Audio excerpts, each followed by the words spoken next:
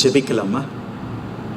இந்த நாளில் கிறிஸ்துவின் 7 மொழிகளை தியானிக்கின்ற இந்த நேரத்தில் 2வது மொழிக்கு அவருடைய அற்புதமான அந்த 2வது வார்த்தையான வாக்குத்தத்தத்திற்கு நாம் வருகிறோம்.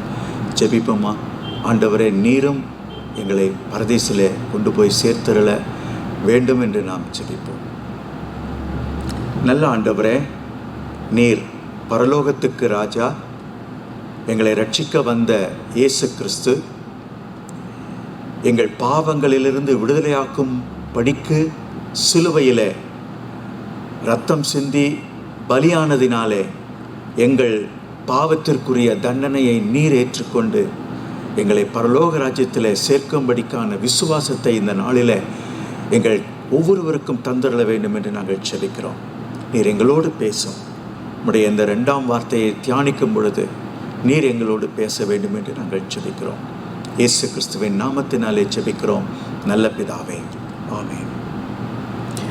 இன்றைக்கு லூக்கா எழுதின சுவிசேஷம் 23ஆம் அதிகாரம் 39 43 வசனங்கள் உள்ள பகுதியை தியானிக்கப் போகிறோம். அதில் 43ஆம் வசனத்தில் ஆண்டவராக இயேசு கிறிஸ்து தம்முடைய சிலுவையில் மொழிந்த அந்த 7 வார்த்தைகளில் 2வது வார்த்தையை அவர் கூறுவதை பார்க்கிறோம். அது வார்த்தை மாத்திரமல்ல, அது அந்த கள்ளனுக்கு கொடுத்த வாக்குத்தத்தமும் கூட. இந்த வாக்குத்தத்தம் அந்த கள்ளனுக்கு மட்டுமல்ல, நமக்கும் இந்த நாளிலே வேண்டியதாக இருக்கிறது. அவன் கேட்டது போலவே, ஆண்டவரே உம்முடைய ராஜ்யத்தில் என்னை நினைத்தருளும் என்று நாம் கேட்க வேண்டியவர்களாக இருக்கிறோம். கேட்போமா? இந்த தியானத்தை நாம் தியானித்து விட்டு ஆண்டவருக்கு நம்மை ஒப்பு கொடுக்க போகிறோம். ஆண்டவரே உம்முடைய ராஜ்யத்தில் நீர் எங்களை நினைத்தருளும். ஆண்டவர் நிச்சயம் நினைக்க, வாக்குத்தத்தம் கொடுக்க நிச்சயம் இந்த நாளிலே நமக்கு கிருபை செய்வார், உதவி செய்வார். ஒவ்வொருவருக்கும் பக்கத்தில் வந்து அவர் உதவி செய்கிற ஆண்டவராக, நேசிக்கிற அன்புள்ள ஆண்டவராக இருக்கிறார். நாம் நேரடியாக இன்றைக்கு இந்த 2ஆம் வார்த்தைக்கு தியானத்தில் கடந்து செல்ல போகிறோம். இந்த 2ஆம் வார்த்தைக்கு நான் கொடுத்திருக்கின்ற தலைப்பு, மாற்றப்பட்ட திருடனின் உள்ளமும் இயேசு கிறிஸ்துவின் வாக்குத்தத்தமும். மாற்றப்பட்ட திருடனின் உள்ளமும் இயேசு கிறிஸ்துவின் வாக்குத்தத்தமும். ஆண்டவர் 43வது வாக்கியத்தில், லூக்கா எழுதின சுவிசேஷம் 23ஆம் அதிகாரம் 43வது வசனத்தில், இயேசு அவனை நோக்கி, இன்றைக்கு நீ என்னுடனே கூட பரதீசில் இருப்பாய் என்று மெய்யாகவே உனக்கு சொல்லுகிறேன் என்றார். இது மிக மிக அற்புதமான ஒரு வாக்குத்தத்தம். ஒரு மனிதனுக்கு வாழ்க்கையில் என்ன வேண்டும்? நித்திய வாழ்க்கை, நித்திய காலமாக வாழ்கின்ற ஒரு வாழ்க்கை. இன்றைக்கு நித்திய வாழ்க்கையை குறித்து நாம் யோசிக்கும் பொழுது அநேக ஜனங்கள் என்ன நினைக்கிறார்கள்? இந்த உலகத்திலேயே நாம் வாழ்ந்து விடுவோம். ஆகவே இந்த உலகத்திலே நாம் வாழ்வதற்கு, சந்தோஷமாக வாழ்வதற்கு என்னென்ன வசதி வாய்ப்புகளை ஏற்படுத்தி கொள்ளலாம் என்ற யோசனையிலும் திட்டங்களிலும் தங்களுடைய வாழ்க்கையை செலவழித்து, அதற்காக எதையும் இழக்க ஆயத்தமாக இருக்கிறார்கள், அல்லது அதை சம்பாதித்துக் கொள்வதற்கு எப்படி வேண்டுமானாலும் உழைக்க ஆயத்தமாக இருக்கிறார்கள். இன்னும் சொல்லப்போனால் ஏமாற்றவும் ஆயத்தமாக இருக்கிறார்கள். ஆனால் இந்த உலக வாழ்க்கை நிரந்தரமல்ல, நித்திய வாழ்க்கையே நமக்கு தேவை என்பதை உணர்த்தக்கூடிய ஒரு பகுதி தான் இந்த 2வது வார்த்தை அடங்கிய பகுதி. இங்கே ஆண்டவருடைய பரதேச ராஜ்யத்திற்கு, பரலோக ராஜ்யத்திற்கு செல்ல வேண்டுமானால் இயேசு கிறிஸ்து மட்டுமே நமக்கு வீசா தர முடியும். ஏனென்றால் அவர் சொல்லியிருக்கிறார், நானே வழியும் சத்தியமும் ஜீவனுமாக இருக்கிறேன், என்னை அல்லாமல் ஒருவனும் பிதாவினிடத்தில் வரான் என்று ஆண்டவர் பகிர்ந்திருக்கிறார். ஆகவே இயேசுவோடு சிலுவையில் அவர் அறையப்பட்ட அந்த நேரத்தில் 2 பக்கத்திலும் 2 கள்ளர்களும் சிலுவைகளிலே அறையப்பட்டிருந்தார்கள். பழைய ஏற்பாட்டின் தீர்க்க தரிசனம், ஏசாயா தீர்க்கதரிசியின் புஸ்தகம் 53ஆம் அதிகாரத்தில் அவர் அக்கிரமக்காரரில் ஒருவராக எண்ணப்பட்டார். ஆக 2 கள்ளர்கள் அல்லது திருடர்கள் மத்தியிலே இயேசு கிறிஸ்துவையும் சிலுவையில் அறைந்தார்கள்.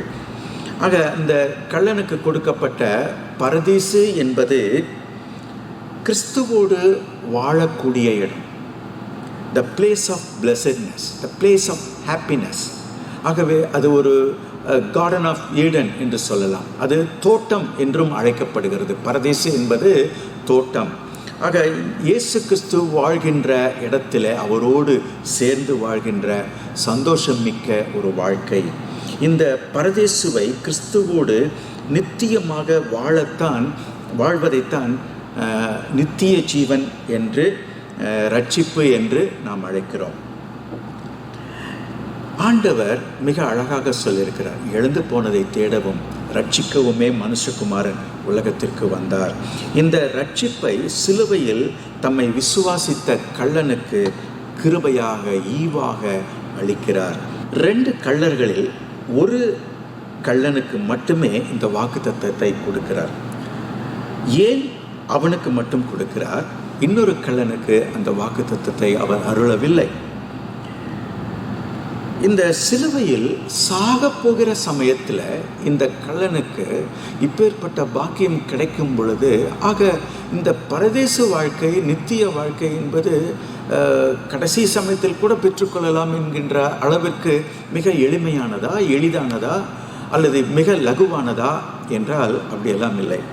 ஏனென்றால் தேவனுடைய கிருபை ஒருவனுக்கு கிடைத்தால் மாத்திரமே, அல்லது தேவன் ஒருவன் உள்ளத்திலே கிரியை செய்தால் மாத்திரமே அவன் இயேசு கிறிஸ்துவை தன் உள்ளத்திலே சொந்த ரட்சகராக ஏற்றுக்கொள்ள முடியும். நீங்கள் பாருங்கள், ஒரு கள்ளன் ஆண்டவரை ஏற்றுக்கொண்டிருக்கிறான், ஆனால் ஒரு கள்ளன் அவரை தள்ளிவிடுகிறான்.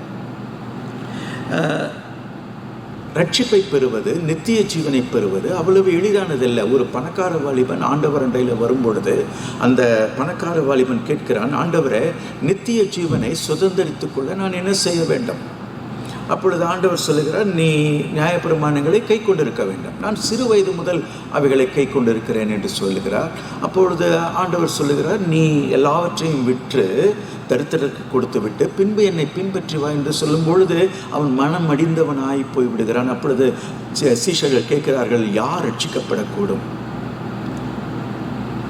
மனுஷரால் கூடாதது தான் தேவனால் எல்லாம் கூடும் என்று ஆண்டவர் சொல்லுகிறார். ஆக ஐஸ்வர்யவான் பரலோக ராஜ்யத்தில் பிரவேசிப்பது அவ்வளவு அரிதாக இருக்கிறது. It is not easy to inherit the kingdom of God. It is not in our hands, but it is all in the hands of God, and we all have to do what we have to do. நாம் எதை செய்ய வேண்டும்? இந்த கள்ளன் மிக அழகான ஒரு எடுத்துக்காட்டாக நமக்கு காண்பிக்கின்றார். இந்த திருடனுக்கு ஆண்டவரை ஏற்றுக்கொண்டு ஆண்டவருக்கு பயப்பட்டு ஆண்டவரை விசுவாசித்த இந்த கள்ளனுக்கு பரதேசு வாழ்க்கை எப்படி கிடைத்தது? இதைத்தான் நாம் இன்றைக்கு தியானத்தில் பார்க்க போகிறோம். அப்படி என்ன அவன் அந்த சிலுவையில் தொங்கிக் கொண்டிருக்கும் போது பரலோகத்தை சுதந்திரிக்கும் அளவிற்கு என்ன செய்து விட்டான்?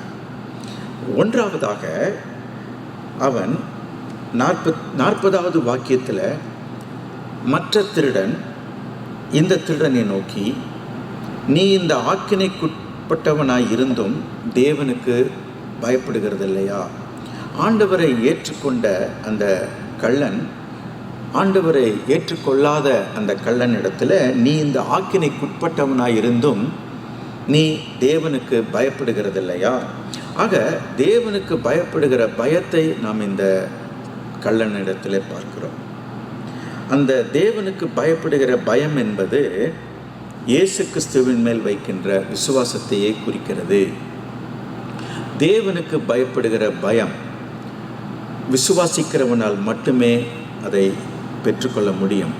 யோவான் 3ஆம் அதிகாரம் 16வது வாக்கியத்தில், தேவன் தம்முடைய ஒரே பேரான குமாரனை விசுவாசிக்கிறவன் எவனோ அவன் கெட்டு போகாமல் நித்திய ஜீவனை அடையும்படிக்கு அவரை தந்தருளி இவ்வளவாய் உலகத்தில் அன்பு கூர்ந்தார். விசுவாசிக்கிறவன் கெட்டு போகாமல் நித்திய ஜீவனை அடையும்படிக்கு கிறிஸ்துவை தேவன் தந்தருளி இவ்வளவாய் உலகத்தில் அன்பு கூர்ந்தார். இந்த ரட்சிப்பு என்பது கிரியையினால் உண்டாகிறது அல்ல. ஆலயத்துக்கு போகிறதுனாலே, காணிக்கை கொடுக்கறதுனாலே, அல்லது பாடல்களை பாடுவதனாலே, இவைகளெல்லாம் நம்முடைய பக்தி வாழ்க்கையிலே உண்டாகின்ற கிரியைகளை தானே ஒழிய ரட்சிப்புக்கான கிரியைகள் அல்ல. ஆக ரட்சிப்பு பெற்றுக்கொள்ள வேண்டுமானால் நீங்களும் நானும் இயேசு கிறிஸ்துவை சொந்த இரட்சகராக விசுவாசித்து ஏற்றுக்கொள்ள வேண்டும். ஆக இந்த கள்ளனிடத்தில் தேவனுடைய கிரியை காணப்பட்டது. பரிசுத்த ஆவியானவருடைய கிரியையை நாம் பார்க்கிறோம். பரிசுத்த ஆவியானுடைய கிரியை இல்லாதபடிக்கு ஒருவன் இயேசுவை கிறிஸ்து என்று அறிக்கை செய்ய முடியாது. ஏனென்றால் பேதுரு சொல்லும் பொழுது, நீர் தேவனுடைய குமாரனாகிய கிறிஸ்து என்று சொல்லும் பொழுது, அங்கே ஆண்டவர் சொல்லுகிறார், இதை உனக்கு மாம்சமும் இரத்தமும் வெளிப்படுத்தவில்லை, பரிசுத்த ஆவியானவரே உனக்கு அதை வெளிப்படுத்தினார் என்று சொல்லுகிறார். ஆக இந்த கள்ளன் கர்த்தரை நம்புகிறான், அவருக்கு பயப்படுகிறான். 41வது வசனத்தில் 2வதாக அவன் என்ன செய்கிறான்? தன்னை பாவி என்று ஒத்துக்கொள்கிறான். அங்கே பாருங்கள், அந்த இன்னொரு கள்ளனிடத்தில் இவன் சொல்லுகிறான், 41வது வசனம், நாம் நியாயப்படி தண்டிக்கப்படுகிறோம், நாம் நடப்பித்தவைகளுக்கு தக்க பலனை அடைகிறோம், இவரோ தகாததொன்றும் நடப்பிக்கவில்லையே என்று அவனை கடிந்து கொண்டு, தான் பாவி என்றும் தன்னுடைய பாவங்களுக்கு தக்க தண்டனை இப்பொழுது அடைந்து பெற்று அனுபவித்து கொண்டிருக்கிறோம் என்றும் அவன் உணர்ந்து கொண்டான். ஆகவே தன் பாவங்களை மறைக்கிறவன் வாழ்வடைய மாட்டான், அவைகளை அறிக்கை செய்து விட்டு விடுகிறவனோ இரக்கம் பெறுவான். இந்த கள்ளனின் உள்ளத்தில் தன் பாவி என்பதை உணர்ந்து மனம் திரும்புகிறான். அடுத்ததாக 3வதாக நீங்கள் பார்த்தீர்களானால், இவரோ தகாததொன்றும் நடப்பிக்கவில்லையே. ஆக இவன் எப்படி விசுவாசிக்கிறான், நம்புகிறான் என்றால், கிறிஸ்து பாவம் செய்யாதவர் என்று நம்புகிறான். அவர் பரிசுத்தர், தன்னை போல அவரும் சிலுவையில் தொங்கிக் கொண்டிருக்கிறார். ஆனால் அவன் உள்ளத்திலே காணப்படுகின்ற விசுவாசத்தை பாருங்க, ஆண்டவர் பாவம் செய்யாதவர், அவர் தகாததொன்றும் நடப்பிக்கவில்லையே என்று அவன் விசுவாசிக்கிறான், நம்புகிறான். ஆக பாவம் செய்யாத இந்த ஆண்டவர் பாவம் செய்யாதவர் மட்டுமல்ல, பரலோகத்தின் ராஜா என்பதை அவன் நம்புகிறான், ஏற்றுக்கொள்கிறான். முதலாவது என்ன பார்த்தோம்? தேவனுக்கு பயப்படுகிற பயத்தை அவனுக்குள்ளே பார்த்தோம், அது விசுவாசம். 2வதாக தன்னை பாவி என்று ஒத்துக்கொண்டு அவன் மனம் திரும்புகிறான். 3வதாக இயேசு கிறிஸ்து பாவம் செய்யாத பரிசுத்தர் என்பதை அவன் அறிந்து கொள்கிறான். ஆக 4வதாக என்ன சொல்லுகிறான்? விசுவாசத்தோடு அவரிடத்திலே ஜெபிக்கிறான். இங்கே பாருங்கள், 42வது வசனத்தில் இயேசுவை நோக்கி, ஆண்டவரே, நீர் உம்முடைய ராஜ்யத்தில் வரும்போது அடியேனை நினைத்தருளும், நீர் உம்முடைய ராஜ்யத்தில் வரும்போது அடியேனை நினைத்தருளும். நீங்களும் நானும் அப்படிப்பட்ட ஒரு ஜெபத்தை செய்ய வேண்டியவர்களாக இருக்கிறோம். ஆண்டவரே, உம்முடைய ராஜ்யத்தில் எங்களை நினைத்தருளும், நீர் உம்முடைய ராஜ்யத்தில் வரும்போது அடியேனை நினைத்தருளும் என்கின்ற ஜெபத்தை அவன் செய்கிறான். அது விசுவாசம் உள்ள ஜெபம். கிறிஸ்துவை விசுவாசிக்கிற அந்த விசுவாசத்தில் அவன் ஜெபிக்கிற ஜெபம் விசுவாசத்தோடு கேட்கின்ற ஜெபமாக இருக்கிறது. ஆகவே நமக்கு எல்லாருக்கும் தெரியும், விசுவாசம் உள்ள ஜெபம் பிணியாளியை ரட்சிக்கும். ஆக அவன் ரட்சிப்புக்கேற்ற தம்முடைய விசுவாசத்தை அவன் வெளிப்படுத்துகிறான். ஆக இந்த 5வதாக அவன் பாவ அறிக்கை செய்திருக்கிறான். அது மட்டுமல்ல, தன்னுடைய விசுவாச அறிக்கையாக, அதுவும் சிலுவையில் மரண தருவாயில் கிறிஸ்துவும் தன்னோடு சிலுவையில் தொங்கிக் கொண்டிருக்கின்ற அந்த நேரத்தில் அவன் அவ்வளவு விசுவாசத்தோடு அவன் கிறிஸ்துவிடத்தில் ஜெபிக்கிறதை நாம் பார்க்கிறோம். ஆக இந்த கள்ளனுடைய விசுவாசம் எவ்வளவு பெரிது பாருங்கள். பரிசுத்த ஆவியானவர் அவனுக்கு அவ்வளவு விசுவாசத்தையும் உள்ளத்திலே மனம் திரும்புதலுக்கான அந்த கிரியையையும் ஆண்டவர் கொடுத்து ஆசீர்வதித்தார். அவன் தன் உள்ளத்திலே தன் குற்றத்தை உணர்ந்த பொழுது, இந்த குற்றத்திற்கு நாம் இவ்வளவு கொடிதான தண்டனை அனுபவிக்கிறோமே, நான் ஒருவேளை இந்த கிறிஸ்துவை மறுதலித்து விட்டேனேயானால், அவரை விட்டுவிட்டேனேயானால் எனக்கு நித்திய வாழ்க்கை கிடைக்காது போய்விடுமே என்கின்ற அந்த தண்டனை எவ்வளவு கொடிதாக இருக்கும் என்று அவன் நினைத்து பார்த்து, அவன் கிறிஸ்துவை உண்மையுள்ளவராக, பரலோக எஜமானாக, தன் பாவங்களிலிருந்து விடுவிக்கிறவராக அவன் விசுவாசித்து அவரை ஏற்றுக்கொண்டான். மிக அருமையான ஒரு விசுவாசம், அருமையான நம்பிக்கை.